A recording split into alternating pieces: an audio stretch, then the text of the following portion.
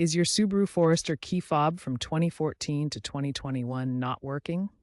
The most common cause is a dead battery. If your remote's range has decreased to less than 30 to 50 feet, or it's completely unresponsive, a battery replacement is likely needed. These fobs typically use a CR1620 3-volt lithium coin cell battery, though some may use CR1632. This is a simple DIY fix that can save you time and money. The batteries typically cost between $2 and $5. Before starting, ensure your vehicle is turned off to prevent electrical issues. Remember, mechanics confirm that around 70 to 80% of key fob problems are due to the battery. For moisture-prone fobs, look out for corrosion when you open the case.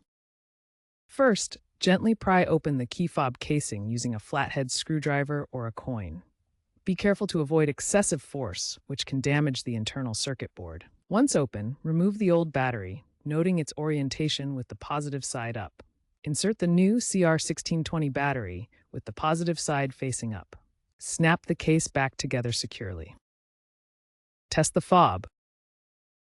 If it still doesn't work, try reprogramming it by turning the ignition to the on position and pressing the lock-unlock buttons in sequence. If problems persist, check for corroded contacts and clean them with rubbing alcohol. Remember, handling the fob gently is crucial to avoid damage.